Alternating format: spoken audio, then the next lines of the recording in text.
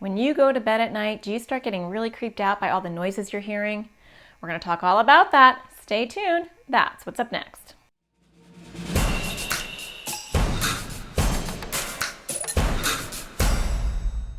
Hi, my name is Natasha Daniels. I'm a child therapist and make videos for kids with anxiety or OCD.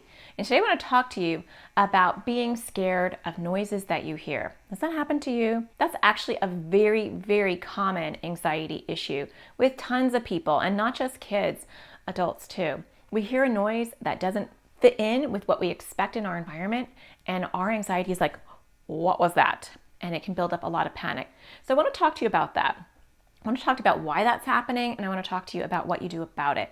So this can happen when you are going to bed. That's the most common time, but it can even happen when you are maybe alone in your room or alone in any room of your house, or when it's just nighttime, or when you're alone in your home at any time.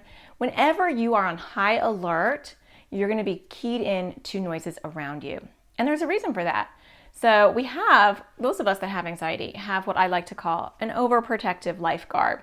And so it's trying to look out for us, but it's doing maybe too good of a job. So it is scanning the environment, it's scanning for noises, it's scanning for anything that just seems out of the ordinary.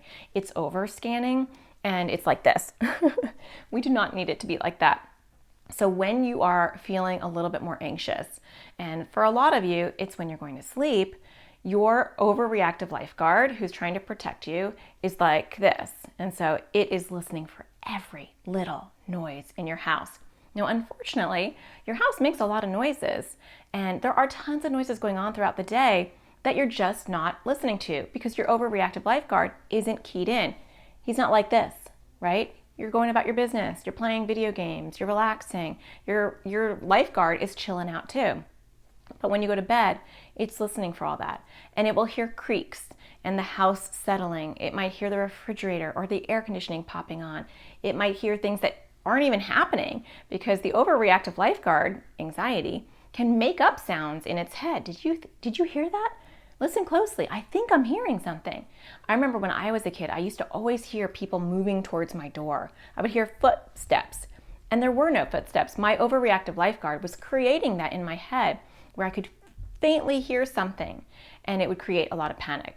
So the first step in helping you with this is acknowledging and realizing that your anxiety, what I'm calling your overprotective lifeguard, is going to hear things that are not a big deal, right?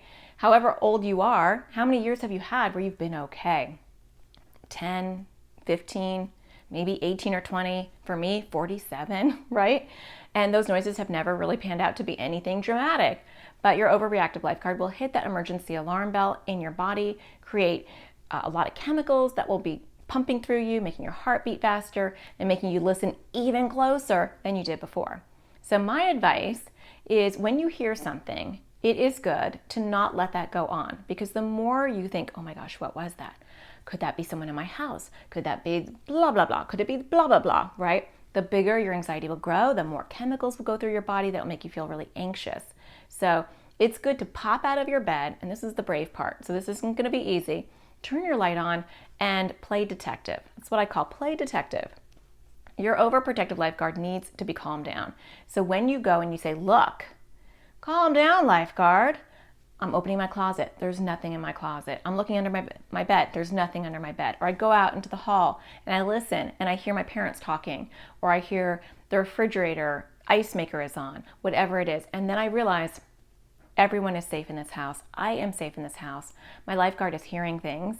And it's not that those noises weren't there. It's just that you're not hearing them all the time.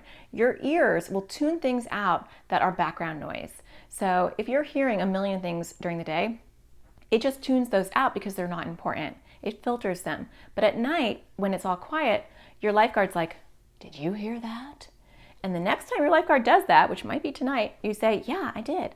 And guess what? We are all safe in this house. I'm going to turn the lights on and I'm going to show you so that you can go back to bed, so that I can go back to bed, and we can all relax together.